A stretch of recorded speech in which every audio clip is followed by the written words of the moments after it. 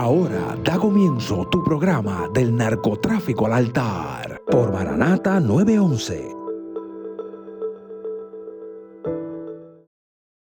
Gloria al Señor. Dios le bendiga a todo ese lindo pueblo que está, amén, en la sintonía a través de Maranata 911 TV, un programa, amén, que persigue ser de edificación a nuestro pueblo, que persigue ser de edificación a la iglesia y a la sociedad donde nos desenvolvemos, hermano, esperando que estas experiencias, que estas vivencias, pues sean de edificación a vuestras vidas y que de alguna manera, pues Dios ministre vuestras vidas de tal manera que podamos ver manifiesto, como dice la palabra del Señor, el avisado ve el mal y se esconde, el simple pasa y recibe el castigo. En esta ocasión tenemos a nuestro hermano Miguel Ángel Vega, que nos va a estar compartiendo vivencias, experiencias, su testimonio, cómo Dios transformó y cambió su vida y salió del narcotráfico al altar. Dios te bendiga, Miguel. Gracias, Dios te bendiga más. Es para mí un honor, ¿verdad?, poder estar aquí en este día y testificar de las grandezas del Señor. Amén. Como bien le dijo mi hermanito Ángel, mi nombre es Miguel Vega. Soy actualmente me congrego en la Iglesia Universal de Jesucristo del barrio Cubuy, Canóvana.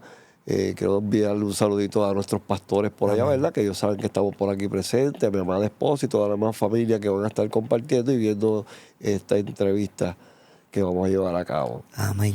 Miguel, nos sentimos contentos de que estés aquí con nosotros amén, en esta ocasión. Cuéntanos, testifícanos, ¿de dónde pudiéramos comenzar a hablar para llevar al lente tu vida, tu testimonio? Quisiera que nos hables desde la niñez, que pudieras compartir la experiencia. Amén, sí, cómo no. Yo nací en San Juan, Puerto Rico. Me crié en un área que le llaman la barriada de Israel, Bitumul, allá en Atorrey. Ahí comenzó, ¿verdad?, mi nacimiento y eventualmente pues, mis padres me llevaron a casa de mis abuelos aquí en el barrio Cubuy de Canóvanas, donde tuve parte de mi niñez también. Y ya luego pues regresé al área de San Juan, ya que el área acá de Cubuy pues se hacía muy difícil porque para aquel tiempo no había carretera, ni guaguas escolares, ni nada de eso. Para los que no saben, tengo 67 años de edad actualmente. Gloria a Dios, ¿verdad? La gracia y la misericordia del Señor. Amén. Y pues me crié entre ambos bandos porque estaba en Israel para cuando estaba estudiando y en las vacaciones pues regresaba acá al área de Cubuy, ya que me encantaba estar acá en el área del campo con mis abuelos. Pero mayormente, pues, mi envolvimiento, ¿verdad?, vamos a decir, en el crimen o en el narcotráfico, pues surgió en la barriada de Israel, en Atorrey. ¿Entiendes que tuviste una niñez sana, una niñez, verdad, que pudieras considerar como sana, o tuviste una niñez que de alguna manera desafiara tu entorno, fuera provocando tu entorno? Bueno, inicialmente la niñez mía en mi casa con mi mamá y mi papá al principio era muy buena, pero mi papá eventualmente se fue envolviendo en el alcohol y comenzó a cambiar su carácter. Ya se puso, ¿verdad?, violento y nos agredía tanto a mi mamá como a nosotros. Y aparte en el entorno donde nos estábamos criando, para aquel tiempo el matadero municipal de San Juan estaba ubicado exactamente detrás de mi casa. Y obviamente pues venían muchas personas de diferentes áreas a trabajar ahí al matadero. Y cuando se embriagaban, pues usualmente había mucha violencia. Y mi papá, pues cuando se embriagaba también era violento y estuvo envuelto en muchos altercados. Y pues poco a poco me fui criando en ese ambiente, ¿verdad? Hasta que ya, según sigo creciendo, a la edad de 13, 14 años, pues por la violencia en mi casa, pues me fui de mi casa. Tuve un tiempo apartado de mi casa y ahí pues fue donde comencé mayormente a involucrarme, ¿verdad?, con las personas que se pasaban en las esquinas, en el punto Ok. y demás. Fíjate que estabas hablando de algunos 12, 13 años. Se Sí. entiende que, como quien dice, a temprana edad, en plena adolescencia, ya estabas entonces coqueteando con lo que era quizás los puntos, la venta en la calle. Eh, para ese tiempo yo estaba practicando boxeo. Fíjate cómo es que comienzo a involucrarme en esto ¿verdad?, de la droga. Yo estaba practicando boxeo y un muchacho que era vecino mío, que también íbamos juntos a practicar, pero los hermanos de él sí estaban envueltos en el narcotráfico. Vendían marihuana en el punto de la esquina. Y un día que vamos para el gimnasio, pues por el camino él saca un cigarrillo de marihuana y me dice, a mí me decía Junior, y me dice, Junior, mira lo que me dieron. Y yo le digo, ¿qué es eso? Y me dice, no, un cigarrillo de marihuana. Y yo, muchacho, bota eso. Y me dice, no, vamos a probarlo cuando salgamos cuando salimos de las prácticas, ¿no? De boxeo. Pues ahí comenzamos y nos fumamos el cigarrillo ese de marihuana y ya de ahí en adelante pues continué, a pesar de que estaba practicando deporte. Comencé a fumar marihuana y eventualmente pues eso me llevó a envolverme también a usar pastillas y demás, y por ahí uno sigue envolviéndose poco a poco. Y fíjate que es bueno que tocas ese punto, Miguel, porque a veces la gente considera eso como algo tan simple, tan normal, como que se hace tan normal, pero como dice la Biblia, un abismo llama a otro abismo, ¿ves? Y hay puertas que se van abriendo que eventualmente van dando ocasión a otras más, ¿verdad? Una más persuasiva que otra o con más influencia que otra, pero no dejan de ser puertas en el ámbito espiritual que se van abriendo, como bien tú nos acabas de compartir, apenas un cigarrillo de marihuana, algo que puede ser quizás tan normal, pero que fue abriendo la puerta a otras cosas más que fueron llegando eventualmente. Eso es así. Entonces ya cuando comienzo a querer estar en la esquina, ¿verdad? Donde estaba el punto, al principio no me querían porque tenían temor por mi papá, porque mi papá era bien violento y le tenían mucho respeto en el barrio. Y muchas veces pues no me querían ni parado en el punto. Pero eventualmente pues me dieron la oportunidad de poder estar en el punto ahí, pero antes de eso tuve que demostrar también que podía estar, porque tú sabes que para aquel tiempo cuando yo me criaba, tú tenías que demostrar, viste, que si te agarraba la policía tú no ibas a cooperar con la policía, ni ibas a echar a nadie para adelante. Y me recuerdo que para llevar a cabo esa prueba tuve que ir a Gurabo, fuimos hasta Gurabo, allá nos robamos un carro y me tocó traerlo de Gurabo hasta la barriada. Esa era la prueba. Si pasaba esa prueba, pues ya entonces me permitían estar en el punto. Y curiosamente, pero como uno ya, ¿verdad?, quería estar ahí porque el ambiente en la casa y la rebeldía que comencé a coger contra de mi papá, pues eso es lo que quería, estar fuera de la casa. Y comencé a envolverme. Y una vez que pasé la prueba, pues ya comenzaron, ¿verdad?, a seguir en otros asuntos. Hasta que eventualmente fuimos a realizar un robo de una guagua de cigarrillo para aquel tiempo y nos cogió la policía. Y fue mi primer caso. Me dieron una sentencia de 1-3, para aquel tiempo esas eran las sentencias que daban, 1 año preso y el resto en probatoria. Okay. Y fue mi primera experiencia. Ya ahí tenía más o menos como unos 16 años, por ahí yo pienso. Y caigo preso y me dan fianza, demás, y estuve de nuevo en la calle, vuelvo de nuevo y me cojo un segundo caso, ahora estando en fianza. Y ya entonces pues me renuncia a la menor y me pasan a la mayor y ya apenas cumpliendo 17 años fui a tener La Princesa. No sé si muchos se recuerdan de la cárcel La Princesa, allá en el Viejo San Juan, que era una de las cárceles que crearon los españoles. Ahí metían a los esclavos que se rebelaban, los metían en ese lugar ahí. Pues ahí me tocó estar a mí para aquel tiempo, que no era fácil estar en ese lugar para aquel tiempo, pero me tocó estar ahí. Apenas con 17 años. Apenas con 17 años. Ya te ibas como familiarizando con ese ambiente a tal magnitud que ya le perdiste de alguna manera el temor como a la prisión. Eso es correcto. Y cuando estuve ahí en esa prisión, ¿verdad?, en La Princesa, surgió algo ahí, ¿verdad? Porque para ese tiempo había muchos abusos en la prisión. Y cuando caía un muchacho joven y demostraba debilidad, pues, ¿sabes?, que los otros más fuertes pues trataban de abusar de ellos. Y cayó este jovencito, recuerdo como ahora, que era rubito, ojos azules. Y él estaba todo asustado y yo lo veo y yo le digo a mis compañeros, ¿verdad?, del barrio, que estábamos en la misma sección, y yo le digo, oye, vamos a ayudar a ese muchacho.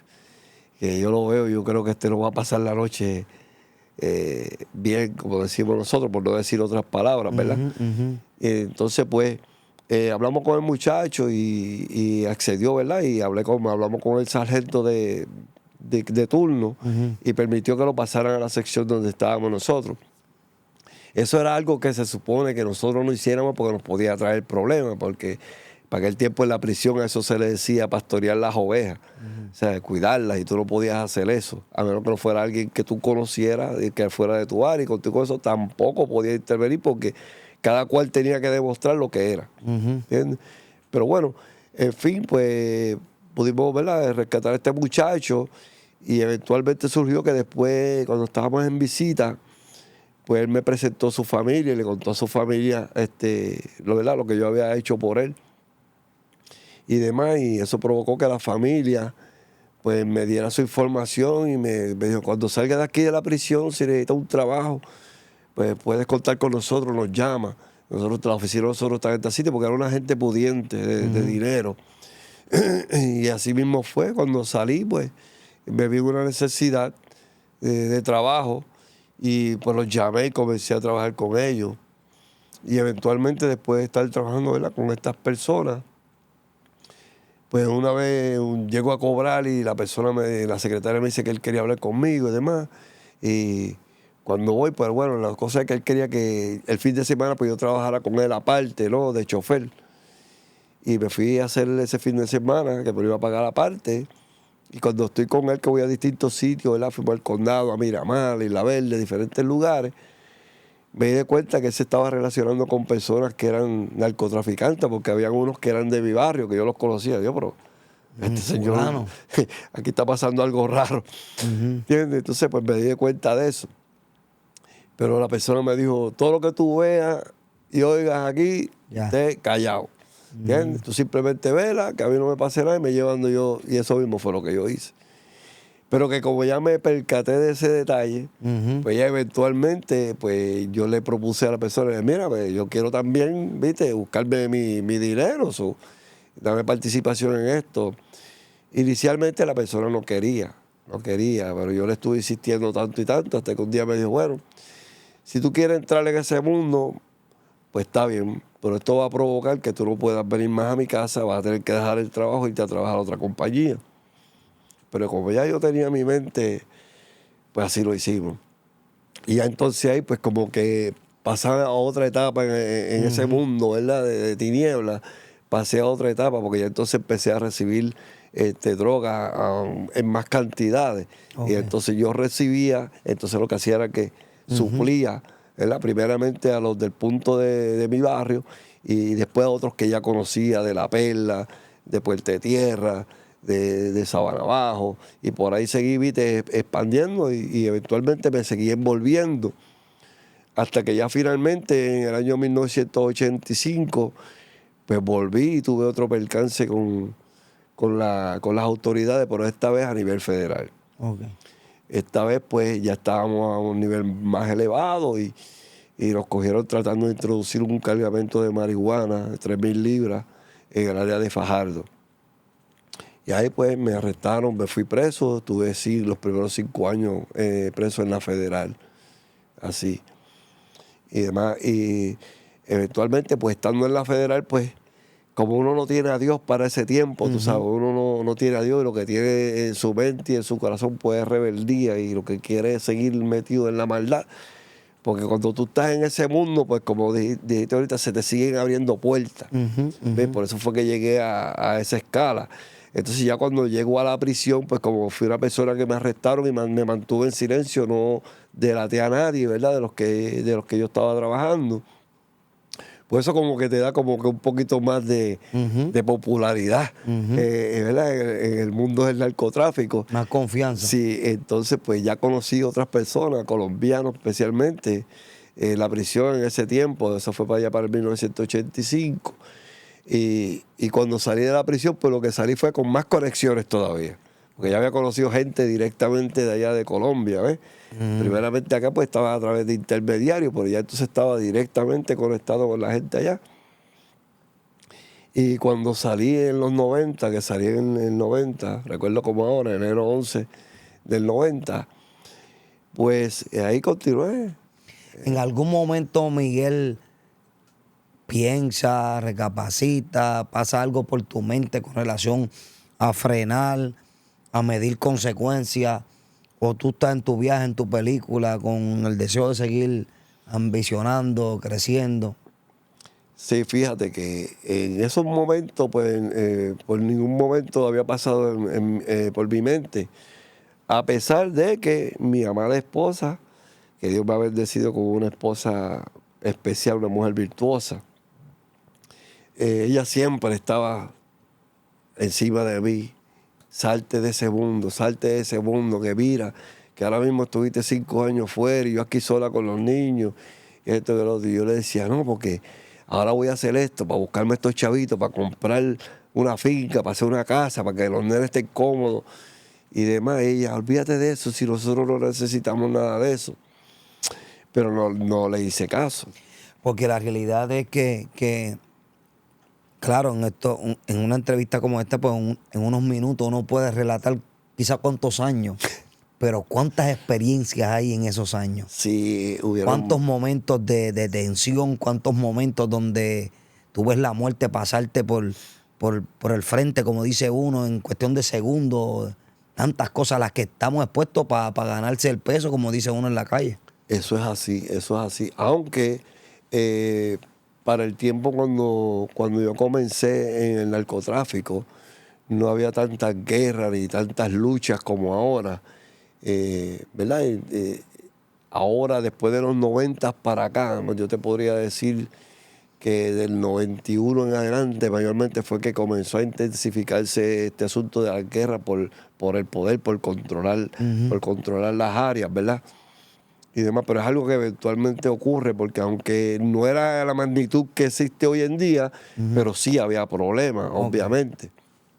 Y yo me vi envuelto en muchísimos tiroteos, que yo decía, wow, qué suerte tuve que no me pasó eso, ¿verdad? Pero ya después más adelante, ¿verdad? Cuando lleguemos a ese punto que me convierto al Señor, después cuando tuve una experiencia donde el Señor me reveló toda la película de mi vida. Wow. Y vi todos esos momentos cuando estuve en peligro, que vi que yo decía que suerte y que entendí entonces que no fue suerte, sino que era que había un propósito de Dios con mi vida y su misericordia me cubrió para que no me alcanzara, ¿verdad?, la muerte en esos momentos.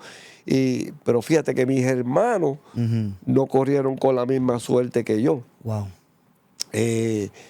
Mi hermano, éramos 4, ¿verdad? Yo era el mayor. Y mi hermana era la segunda. Mi hermana la matan en el 1993, cuando ya habían empezado las guerras y los problemas estos.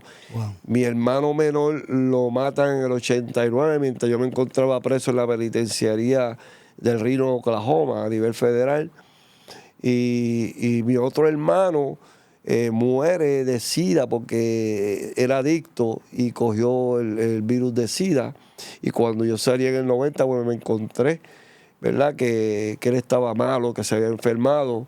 Y más o menos como 8 meses después de que yo salí, pues, él falleció de SIDA. Porque esas son las consecuencias que trae ese mundo. Y fíjate, Miguel, que a veces, como hablábamos hace un momento, eso no se contempla, no se mira en el panorama. Pero mientras usted sigue entrando y saliendo en las instituciones, en un momento dado que se encuentra haciendo tiempo, comienzan a pasar todas estas cosas en tu ausencia. Y yo me imagino cómo se debe sentir uno con esa impotencia o tener quizá la capacidad de poder hacer algo, de poder que el panorama cambie y lograr ver que se perdieron vidas y que con el dinero, con la influencia, quizás no se pudo hacer nada, ya no hay vuelta atrás. Así es. Pero en ese momento yo no pensaba de esa manera. Al revés, yo lo que pensaba era en la venganza. ¿Ves? ¿Cómo yo voy a desquitarme con los que me mataron a mi hermano? Wow. ¿Me entiendes? ¿Cómo voy a desquitarme con los que me mataron a mi hermana? ¿Ves? Eso es lo que uno piensa en ese momento. Y por el otro lado, ¿cómo protejo a los que todavía tengo? Porque antes de uno hacer cualquier movimiento, uno también tiene que pensar que tiene una familia que también pueden tomar represalia en contra de ella, pero que ya como que uno está, ¿verdad?, un poquito más más metido en esos asuntos y empieza a pensar en todas esas cosas. Entonces uno mira con más cautela cada paso que uno va a dar. Cuando va madurando uno y va viendo, va lidiando, como Sí. que va tropezando con las consecuencias. Exactamente. Pero el asunto es que uno no retrocede, uno sigue hacia adelante. Wow. Entonces, ¿qué ocurre? Que volví a caer preso nuevamente, ¿verdad? Esta vez, ya yo como te dije, saqué a mi familia de la barriada, me salí yo primero, después saqué a mi familia de la barriada, ¿entiendes? Pero seguía envuelto en el asunto y esto es algo también que a lo mejor en el momento, cuando tú estás envuelto en ese mundo, no te ocurra nada, pero en el sistema federal, por ejemplo, los federales tienen lo que llaman un status limitation, o sea, un límite de tiempo en el que ellos te pueden acusar, ¿entiendes? Entonces ese límite corre hasta 5 años, desde el momento que ellos entienden o tienen la confidencia de que comenzó la ofensa, hasta 5 años después para ellos recopilar la evidencia, para entonces ya cuando te agarra tú no tengas la oportunidad de escapártele. ¿Ves? Y eso eventualmente pues fue lo que ocurrió conmigo. Cuando yo salí en el 90, como te dije, pues volví de nuevo y me envolví nuevamente en el narcotráfico a otros niveles más grandes, ¿verdad? Entonces cuando comienza toda esta guerra entre, ¿verdad?, la misma gente que se pasaban juntos primero porque todos éramos de la misma área, porque tú dices la barriada de Israel, cruza la acera y ya estás en San José, cruza la otra acera, estás en Manuela Pérez, cruza la avenida y ya estás en Villa Prade, ¿entiendes? Y todos se pasaban juntos, pero de la noche a la mañana comenzaron a dividirse y comenzó entonces la problemática. Y eventualmente pues eso trajo que la atención de los federales, y un día estando yo en mi casa, que yo pensaba que ya estaba bien porque me había salido del área metropolitana, había establecido un negocio, ¿verdad?, un pub ahí en Canóvanas, tenía un dealer de autos en Carolina, o sea, el dinero que había hecho lo había invertido y dije, bueno, pues ahora me retiro y estoy tranquilo, tenía mi casa, tenía mi familia fuera de ese ambiente. Pero entonces ahí es donde vienen las consecuencias. Un día por la mañana, a las 5:30 de la mañana, el perro ladrando, cuando miro por la ventana, el FBI en mi casa. Wow. Y ahí es entonces donde me arrestan los federales nuevamente. Y me llevan a mí y me llevan a mi hijo mayor, también junto conmigo. Y cuando llegamos al edificio federal, ahí me entero que se habían llevado también a toda la gente de Ramo Antonini, de Manuela Pérez, esa cosa. Y en resumidas cuentas, fue un grupo de 64 personas que arrestaron en ese día. En general. Después nos dividieron en grupos, ¿verdad? Separaron los que eran de acá, los que eran de acá y los que eran de acá. Yo quedé, obviamente, del grupo que pertenecía a Bitumul y demás. Y ahí, pues, yo estaba, pues, todavía, pues, más rebelde todavía, ¿verdad? Porque yo decía, bueno, ahora que yo estoy tranquilo, sí, tranquilo, por las consecuencias de tu pecado. Y sabes que dicen Deuteronomio, y tu pecado te Te alcanzará. alcanzará. Y me Que tarde o alcanzó. temprano, óyelo bien, lo que el hombre sembrara, eso también Eso segará. también cosecha. Y a veces nosotros no consideramos eso hasta que es como dice mi hermano Miguel, quizá él pensando que ya ahora estaba en otro ambiente, ya está un poco más formalizado, más estructurado, ya hay otra mentalidad, ya hay unos negocios ahí, pero tarde o temprano te alcanzó las consecuencias del pecado. Exactamente. Entonces, pues me arrestan los federales, me acusan de conspiración y a otros los acusaron de empresa criminal, ¿verdad? Que eran los que están considerados los líderes máximos, número 1, número 2, y me acusan de conspiración. Como ahí me involucraron con un montón de gente que en realidad yo no conocía y con la mentalidad que uno tenía, porque yo lo que estaba era rebelde, y yo decía, pero ven acá, ahora que yo estoy tranquilo y pasa todas estas cosas, y quién sería el que me choteó, porque es lo que uno quiere saber, qué fue el que me choteó para mandarlo a sacar fuera de combate, porque uno tiene esa mentalidad, porque es lo que uno está metido. Entonces, bueno, el asunto es que me meten preso.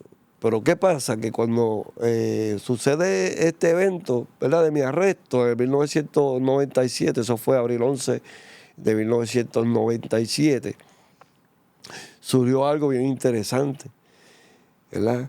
Es que mi amada esposa, en vez de buscarse otro hombre, lo que hizo fue que buscó del Señor. Cerca de donde nosotros vivimos hay una iglesia que es la que nos congregamos actualmente, y ella pues acudió ahí a buscar ayuda, a buscar auxilio, ¿verdad? Y se convirtió al Señor. Se convirtió al Señor. Luego de ella pues se convirtieron mis hijos, después mi mamá, la mamá de ella, y eventualmente siguió llegando toda la familia. Qué bueno. Pero entonces ahí comienza otra etapa, ¿ves? Porque entonces ya yo estoy preso, estoy allí en el DC Guaynabo. Y cada rato entonces que ella venía a visitarme, por lo que venía era a hablarme de Cristo. Y yo le decía, a mí no me venga a hablar de Cristo, ni de Dios, ni de nadie, que yo no creo en nada de eso. ¿Entiendes? ¿Por qué? Porque en mi vida, en mi juventud, cuando mi crianza en la barriada de Israel, había surgido unos eventos, porque en mi familia, por la parte materna, mi abuelo pertenecía a la religión Mita, era uno de los de la mano derecha de Mita. Él había venido, son de Manatí, habían venido cuando Mita vino de Arecibo para San Juan, él bajó con ellos. Okay. Y era uno, ¿verdad?, de los de la mano derecha de Mita. Y había que ir a la iglesia. Entonces, pues a mí me habían enseñado me habían impuesto unas enseñanzas que todo lo que me enseñaron, pues cuando llegó el momento pues de ver el cumplimiento, pues no se vio, porque Mita profetizaba de que cuando ella muriera iba a resucitar. Y estuvimos montándole guardia 3 días allí en el cementerio Buceda y nunca resucitó. Wow. ¿Entiendes? Entonces, pues eso como que creo, esta gente me cogieron de bobo. O sea, tú viviste eso. Sí, porque se te están diciendo algo y tú piensas que eso va a ocurrir, y cuando no ocurre, por el otro lado tenía a mi abuelo paterno, que se no creía en nadie, y siempre me decía, esa gente lo que son todos unos charlatanes, unos embusteros, que no crees en ellos. Entonces, pues al ver que lo que me habían La dicho... experiencia que tuviste, más lo que te decía abuelo, y después tienes razón. Entonces, pues ya obviamente cuando mi esposa me viene a hablar de Dios a mí, pues yo no quiero saber de Dios ni nada, que eso no existe, son embustes. ¿Entiendes? Y estaba rebelde con eso. Pero ella seguía insistiendo. Ella seguía insistiendo. Y yo llamaba casi, y ella, mira, que busca de Dios, que Dios es el que te puede ayudar. Y yo le echaba una cantareta, sí, porque Jesucristo se va a venir a sentar allá en la corte a defenderme. ¿Entiendes? Y qué sé yo. Bueno, el asunto es que ella estuvo en esa posición casi 6 años. Wow. Casi 6 años ahí insistiendo. Y yo rebelde, yo no quería saber de Dios. Le dije, mira, si sigues hablándome de Dios, te voy a sacar de la lista de visitas. Para que sepa cómo es la cosa. Entonces ya no se atrevía a veces yo sí, porque cuando uno no tiene a Cristo, Sí, entonces uno está, ¿verdad?, poseído por el maligno, y uno lo que tiene es esa rebeldía, ese coraje, porque para mí yo pensaba que yo estaba bien. No, yo estoy bien, yo me quité, sí, pero y todo lo que hice. ¿Entiendes? Todo lo que hice tiene sus consecuencias, como dice la palabra, a la larga te va a alcanzar, y me alcanzó, pero como uno está ignorante a todo eso, el diablo le tiene el entendimiento cegado a uno. Amén. Uno en esos momentos no lo comprende. Eso es. Lo único que yo entendía era que estaba bien, que tenía mis carros nuevos, que tenía mi lancha, que tenía mi jet ski, que tenía motora, ¿me entiendes? Que tenía dinero, que tenía 2 negocios y que estaba bien. ¿Entiendes? Eso es lo único que yo entendía. No quería comprender otras cosas, y había perdido todo eso por alguien que me delató. Wow. ¿Entiendes?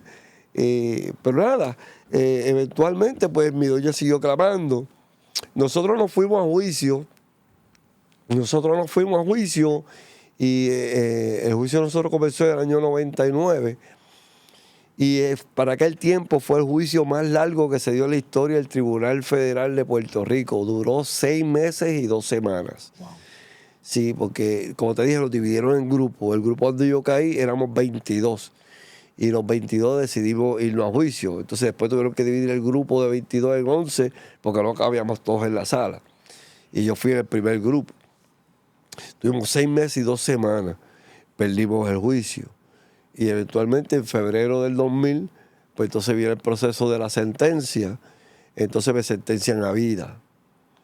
Vida en la federal significa que tú no vas a salir de ahí, o sea, que tú vas a morir de ahí, y de ahí vas a salir en un ataúd o en un cofrecito si tu familia no reclama el cadáver. Es de la única manera que tú vas a salir de ahí. Pero yo, como me creía que me la sabía toda y que tenía la mejor abogada del mundo, pues yo decía, no, esto yo lo gano en apelación. ¿Entiendes? O sea, que todavía, aún con la sentencia, todavía no chocabas con tu realidad. No, seguía rebelde. De ahí me sacan de Puerto Rico, en el año 2000 me sacan de Puerto Rico porque ya me habían sentenciado. O sea que en DC solamente te tienen hasta que termine el proceso de la corte. Ya después que te sentencias te sacan para afuera. Y por la sentencia que me habían dado, me mandaron a una penitenciaria en South Carolina, hacia Exfield, South Carolina. Allí en South Carolina llegué, estuve, esa penitenciaria desde que abrieron, eso era muerte a cada rato. Abrieron y a los 30 días ya estaba el primer muerto. Bueno, tanto fue así que la misma ciudad demandó al BOP y tuvieron que sacar a toda la gente ¿verdad? De máxima seguridad de ahí. Entonces al año abren la penitenciaría de Coleman en Florida, la USP-1 en Florida, y pues yo pido que me trasladen para ahí porque así está más cerca de Puerto Rico y mi esposa me podía ir a visitar. Y me trasladan a la Florida.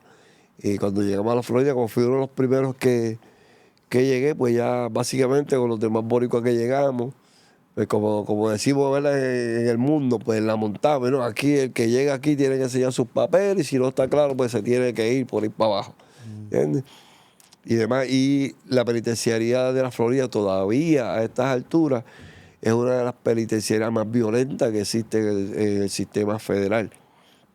Yo estuve allí 10 años. 10 años. Y los primeros años, como te dije, mi esposa siempre seguía insistiendo, ¿verdad?, en que buscara del Señor, y yo rebelde no quería. Y yo pensaba que iba a ganar la apelación porque tenía una de las mejores abogadas, pero eso era lo que yo pensaba, pero los pensamientos de Dios eran otros. Perdón. Y eventualmente, en el año 2003, me niegan la apelación. Entonces pues yo llamo a mi esposa y, ¿verdad?, y le digo, mira, me negaron la apelación, ahora yo no sé, va a ser bien difícil que yo salga de este lugar. Tú eres una mujer joven todavía, puedes buscarte un hombre, ¿viste?, y casarte. Yo no te voy a ver mal por eso, porque yo entiendo que el que estoy aquí preso soy yo. Tú eres, ¿verdad?, estás en la calle con los niños, porque mi esposa, teníamos los 3 hijos de nosotros, más los 3 hijos de mi hermana que la habían matado, entonces nosotros nos hicimos cargo de ellos. Y ella quedó sola con esos 6 muchachos, más uno más, que era de la tía mía, que también nos los dejó. O sea, 7 muchachos, se quedó ella sola ahí. Y yo le decía, pues tú tienes derecho a hacer tu vida. Pero ella ya me dice, tú me conociste a mí en mi casa, tú no me conociste a mí en la calle. Y yo soy una sierva de Dios. ¿Y sabe por qué es que Dios no te ha sacado de ahí? Porque yo le estoy orando a Dios que no te saque de ahí hasta que no te cambie. Porque yo no quiero que tú salgas de ahí a darme dolores de cabeza de nuevo. Cuando ella me dice así, pero ¿cómo que tú le estás diciendo yo que no me saque de aquí? ¿Qué es eso? Entonces yo no puedo entender eso.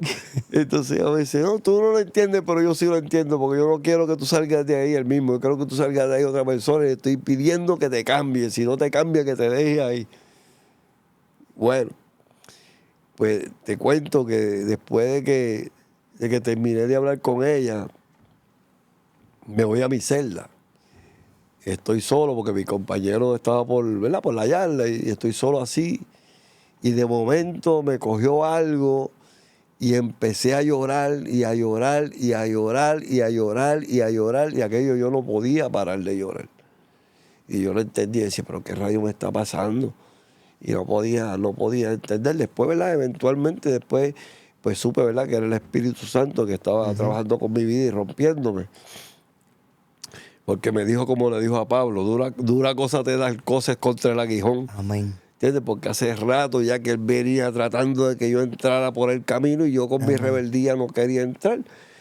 Pero dice la palabra, ¿verdad?, que el propósito de Jehová se va a cumplir en nosotros. Amén. Que por más que corramos, por más que luchemos, a la larga y a la cansada, tenemos que entrar por donde él dice. Punto. Porque ya él declaró eso. Amén. Y así, ¿verdad? Pues entonces es cuando llega mi compañero de celda, que para aquel tiempo era, ¿verdad?, Negri, de Cagua, era mi compañero de celda.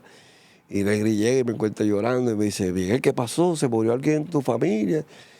Y yo, no, después te explico. Bueno, el asunto es que ese fue el primer toque que me dio el Espíritu Santo. Y ya como un mes después, me reuní con él y le dije, ¿sabes qué? Siento que tengo que irme para la iglesia. Me decía, ¿pero para la iglesia para qué? Si tú eres una persona que todo el mundo te quiere, todo el mundo, viste, se lleva bien contigo. Y sabes que en la iglesia hay lo que hay una partida de charlatanes. Y yo no sé, pero es algo que no está en mí, es algo que siento por dentro, que tengo la necesidad de ir a la iglesia. Y me dijo, bueno, pues tú sabrás. Y bueno, pues, exactamente, fui a la iglesia. Y ese día, recuerdo como ahora, fue en noviembre del 2003. Y fui a la iglesia y cuando hicieron el llamado pasé al frente. Y cuando oraron por mí ahí nuevamente a llorar y a llorar y a llorar y no podía parar de llorar. Y de ahí en adelante pues comenzó a cambiar toda la historia Eso es. de la vida de Miguel, ¿verdad? Aquello que tanto había rehuido y que tanto decía que no existía y que yo no creía, pues ya entonces comenzó a cambiar la historia. Ya comencé a darme de cuenta de que sí, de que Dios era real. Amén. Y que ¿verdad? Hacía tiempo que me estaba llamando y que me estaba buscando, pero yo me rehusaba a aceptarlo. Y un día, mientras me encontraba orando en mi celda, me fui como que en un éxtasis. Y ahí pues el Señor me reveló la película de mi vida. Comenzó a mostrarme todos aquellos momentos donde yo estuve en tiroteo, que mi vida estuvo en peligro. Y yo decía, wow, me salvé, qué suerte tuve, que esto, que lo otro. Y el Señor me dijo, no fue que subiste suerte, yo estuve ahí protegiéndote. O sea, fue la misericordia del Señor la que en todos esos momentos, Amén. ¿verdad? Pues me estuvo cubriendo, porque tenía un propósito con la vida mía. Amén. Pero fue entonces, hasta ese entonces, que comencé a entender todas las cosas, ¿verdad? Y de ahí pues comenzó, ¿verdad?, a cambiar las cosas en mi vida. Cuando estábamos, como te dije, yo estaba envuelto, ¿verdad?, con los grupos, estaba con los nietas y demás, y me reuní con ellos y le dije, mira, hasta aquí llegó todo, busquen a otro, porque yo voy a irme para la iglesia y yo voy a seguir a Cristo. Y ellos al principio trataron de convencerme de que no, pero después me dijeron, bueno, pues tiene nuestro respeto, vamos a estar ahí, siga para adelante. Y me dieron ese respeto, ¿verdad? Y comencé, ¿verdad?, a caminar en los caminos del Señor. Pero no fue fácil y el Señor tuvo que trabajar duro conmigo, porque muchas veces nosotros, el Señor nos llama con cuerda de amor, ¿entiendes? Pero nosotros nos rehusamos, entonces el Señor tiene que utilizar otros métodos, ¿verdad? Y comenzar a picarnos con el aguijón para que entonces nosotros entendamos y caminemos por donde Él quiere que nosotros caminemos. Miguel, nos dijiste que te habían dado vida. Sí. ¿Cómo es que Dios, o qué sucede, qué movimiento provoca a Dios que hoy tenemos la bendición de tenerte testificando eso? Amén, amén, amén. Sí, cuando uno viene a los caminos del Señor, pues todas las cosas cambian, ¿entiendes?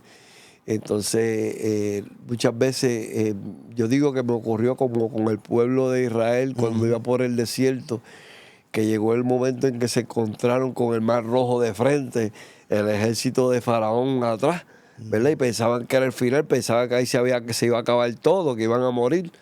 Mas, sin embargo, el Señor abrió camino por el medio del mar y ellos pasaron en seco. Y los enemigos que venían persiguiéndolos fueron los que quedaron, ¿verdad?, atrás. Y así mismo, digo yo, ocurrió con mi vida, ¿verdad? Porque yo estaba metido en aquel desierto, en la penitenciaría de allí de Coleman, como te dije, que es una de las penitenciarias más violentas. Yo estuve allí 10 años y el Señor siempre me cubrió, me protegió de todo mal y de todo peligro. Allí todos los días hay problemas. Actualmente, según me cuentan los muchachos, y eso empezó desde que yo estaba allí también, tuvieron que poner 2 guardias por unidades a trabajar y trabajar con chaleco a prueba de bala, porque allí lo mismo le metían la puñalada al guardia que al preso. Allí los grupos y las gangas, hay un montón de gangas de diferentes, México, de diferentes gangas de México, de los blancos, de los negros, un montón. De los mismos boricuas, están los 27, están los 31, están los nietas, están los neutrales, todo, tú sabes, todo eso es un problema diario allí, vivir. pero Dios es grande y cuando tú comienzas, ¿verdad?, a caminar de acuerdo a su voluntad y te alineas al propósito de Él, las cosas empiezan a cambiar. Eso es. Entonces, después que ya yo perdí mi apelación y perdí mi petición en el Tribunal Supremo y demás, que ya parecía que no había más esperanza para mí, ¿verdad? El Señor comenzó a abrir camino. El Señor comenzó a abrir camino. Entonces vino el presidente Obama. En el 2010 cambió la ley. A mí yo fui sentenciado por crack, por distribución de crack. Y en el 2010 el presidente Obama comenzó a cambiar la ley. Cambió la ley y empezaron a reducir la sentencia a las personas que habían sido sentenciadas por crack. Y yo puse una petición, pero en ese entonces me la negaron, no me la redujeron. Anteriormente a eso, en el 2008, yo gané una petición de habeas corpus por inefectividad de abogado y me trajeron de regreso a Puerto Rico.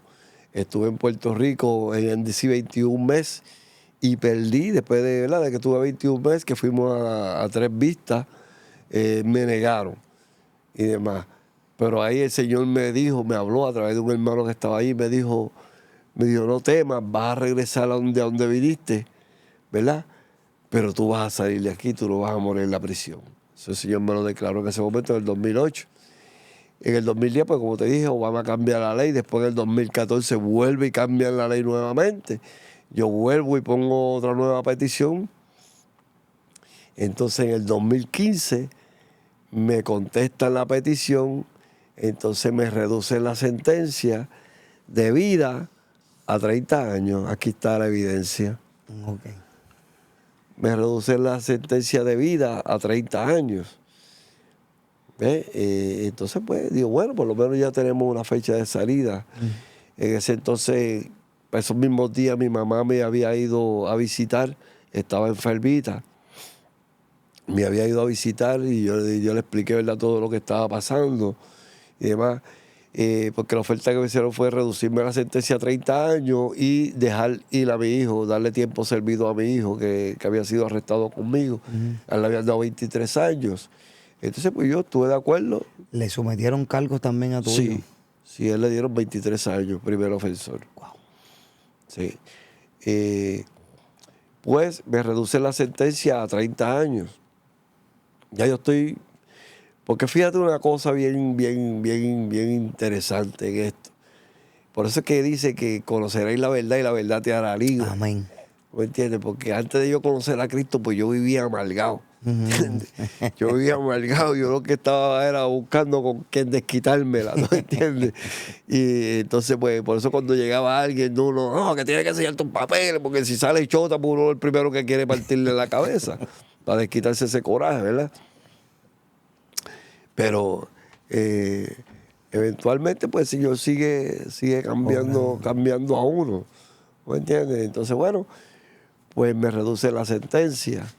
Y yo pues sigo sirviéndole al Señor ahí cada día, pero que ya no tenía esa amargura. Amén. Ya tenía paz. Hay un sentir diferente. Sí, ya me sentía libre. Yo decía, bueno, decía como Pablo, si me saca bien, y si no también, porque ya yo sé para dónde voy. Amén. ¿Me entiendes? Y ya no tenía ese resentimiento. ¿Ves? Porque es que todo cambia en la vida de uno. Fíjate, Miguel, qué cosa más tremenda que... Y te iba a preguntar eso, lo comentaste hace un momento, que te hablaron de parte de Dios que no morías en la cárcel. Que si algo comienza Dios a traer palabra a uno, de tal manera que comienza a darte dirección. Porque yo me imagino que tienes montones de interrogantes, montones de preguntas, cuántas cosas que quisiera saber uno la respuesta, qué va a hacer Dios, cómo Dios, qué va a hacer Dios conmigo. Pero ya Dios ha comenzado a hacer movimiento y tú estás viendo también la respuesta de Dios, porque aquí dice live y ahora dice 360 meses. O sea que ya ahora hay una fecha definitiva. ¿Cuándo es que se abren los portones? ¿Cuándo es que...? Pues, como te dije, continúo sirviéndole al Señor, continúo, ¿verdad?, confiando en Él. Y eventualmente, cuando pasó eso, entonces ya me sacan de la penitenciaría. Ok. Me mandan a la medium, a la mediana. Y ya de la mediana, pues vuelve y pasa otro suceso. Y vuelve a reducir la sentencia. Entonces me pasan a la... No, perdón, no me reducen. Me pasan a la custodia, lo que me reduce, entonces me pasan a la low, a la mínima. Ya estando en la mínima, entonces en el 2018, el presidente Donald Trump, el señor usa al presidente Donald Trump para que firme esta nueva ley que se llama el First Step, el primer paso. Y esta ley contiene diferentes secciones. Una de esas secciones está dirigida a las personas mayores de 60 años, ¿verdad? Entonces el presidente Trump da una orden de que todas aquellas personas que tengan 60 años de edad o más, que ya hayan cumplido un 66% de su sentencia y tengan tenido buena conducta en la prisión, pues que las manden para su casa con un grillete electrónico a que termine su sentencia en su casa. Wow. ¿Entiendes? Entonces ahí pues me llama la manejadora de casos, ¿verdad?, que me atendía, la case manager. Me dice, mira, Vega, salió una ley nueva y tú cualificas para esa ley, necesito que me dé una dirección para dónde tú vas a salir o vas para Puerto Rico, ¿para dónde? Y yo, pues sí, para Puerto Rico. Gloria a Dios, pues le doy gracias a Dios. Y me llenan todos los papeleos. 2 semanas me llaman. Wow. Mira, te aprobaron, pero hay un problema. Y yo, ¿qué pasó? Me dice que no puedes salir para Puerto Rico porque eso fue cuando pasó lo de María y después el terremoto en Ponce, entonces no había energía eléctrica. Y me dice, el problema es que no puedes salir para Puerto Rico porque en Puerto Rico pasó esto y lo otro y no hay energía eléctrica y necesitamos que haya energía eléctrica para el monitor porque va a salir con un grillete. Me dice, pero búscate otra dirección. Y entonces mis hijos, pues como te dije, cuando me mudé para Florida, mi esposa se mudó para acá, para el área de Orlando, y después se mudó a Tampa, y de ahí pues me iba a visitar constantemente. Mis hijos se terminaron de criar allá en Orlando, en Florida, y entonces ya mi hijo se había casado. Entonces mi hijo me dice, papi, pues no te preocupes, vente para acá, yo me traigo a mamá para acá, y aquí hay 4 cuartos, preparámoslo para ti, te vienen para acá. Y así lo hicimos, entonces cambié la dirección para mi hijo, y salí para la casa de mi hijo con un grillete. Ahí estuve 21 meses con grillete en la casa de mi hijo. Miguel. Pero entonces empiezan a aplicar otra parte de la ley. Ajá. Ve que iban a dar 15 días de good time, de tiempo bueno, por haber estudiado y trabajado. Y yo, desde que caí preso, siempre he estado estudiando y he tenido buena conducta. Entonces me aplican ese crédito también y ya completo. Entonces me terminan el home confinement y comienzo lo que se llama supervised release, o sea, libertad supervisada. Dime ahora. Miguel, para terminar, ¿qué siente el corazón de Miguel cuando te paraste frente a aquel portón y dijeron, se acabó mi tiempo en esta institución?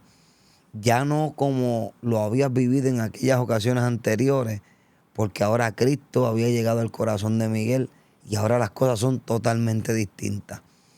¿Qué siente el corazón de Miguel cuando tiene la oportunidad ahora de salir por ese portón para afuera? Wow. Te voy a decir, no desde ese momento, desde el momento que salí de la penitenciaría, porque la penitenciaría es un lugar que tiene una pared de 40 pies redondos, tú no ves nada para afuera. Lo único que tú ves es el cojollito de los árboles por arriba de la pared. Y cuando salí de la penitenciaría afuera, le dije al guardia, dame un minuto, y me volteé así, miré para arriba y le dije, gracias Señor, porque yo sé que ya abriste el Mar Rojo y sé que voy a llegar a la tierra prometida. Y de ahí pasar a mí y para acá. Y finalmente, cuando salí de la LOU, mi hijo me estaba esperando afuera en el parking. Igualmente hice también, miré para atrás. Le dije, gracias Señor, espero no regresar aquí a menos que no sea testificar, a dar testimonio de tu grandeza. Y así ha sido. Desde que salí, vivo agradecido de nuestro Señor. Toda la gloria y toda la honra sea para Él. Porque muchos piensan que la mano del Señor se ha cortado para hacer milagros. Óyelo. Pero lo que se ha cortado es la fe de las personas, porque muchos no se mantienen creyendo en las promesas del Señor. Amén. Y hay un proceso, porque Dios no me sacó a mí antes, porque había que trabajar conmigo, había que trabajar con mi carácter, había que trabajar con todo ese remordimiento que yo tenía en mi vida, amén, sacarlo fuera para cuando yo saliera pudiera cumplirse su propósito, como lo hemos estado haciendo hasta el momento. Donde quiera que vamos, damos testimonio, ¿verdad?, de su poder, de su grandeza, estamos trabajando en la obra, estamos trabajando con los homeless, le damos comida a los deambulantes, llevamos ropa, visitamos a los enfermos, Eso es. visitamos los hogares de rehabilitación, trabajamos mucho con la juventud. Gracias a Dios, pues yo sabía que tenía un talento de música. En la prisión aprendí a tocar el bajo y aprendí varios instrumentos, y pues en la iglesia pues le enseño también a los jóvenes, ¿verdad?, la música, y le testifico para que no pasen por las mismas cosas que pasamos nosotros, ¿verdad?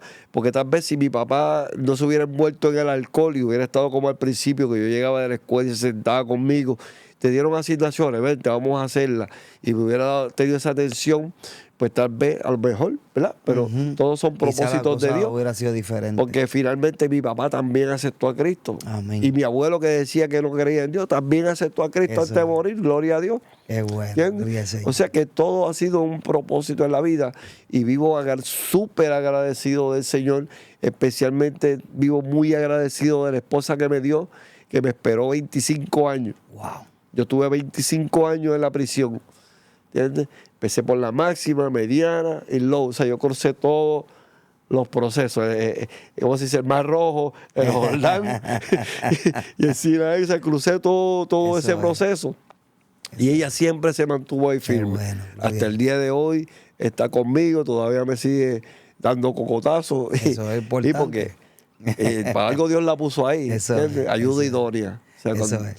Qué tú lindo sabes. y qué precioso que usted que está en su hogar, o los muchachos que quizás tienen la oportunidad de ver esta programación ahí en las instituciones penales, usted logra entender que quizás la respuesta que usted tanto ha anhelado no ha llegado porque usted necesita entregar algo en su corazón. Amén. Usted necesita abrir la puerta. Usted tiene que dejar a Dios entrar para que realmente el cambio que Dios quiere efectuar en tu vida se lleve a cabo. Y luego quizás lo que tanto tú anhelas, lo que tanto tú deseas, lo vas a ver cumplido, pero no a tu manera, sino a la manera de Dios. Amén.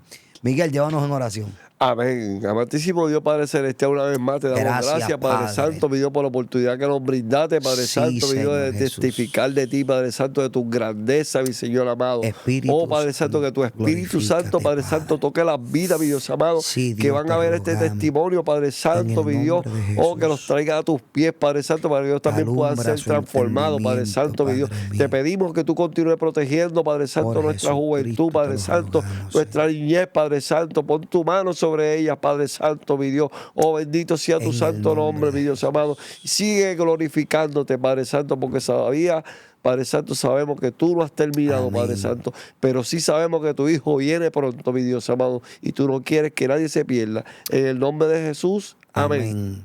Amén. Así que Dios me los bendiga, mis hermanos. Dios les guarde.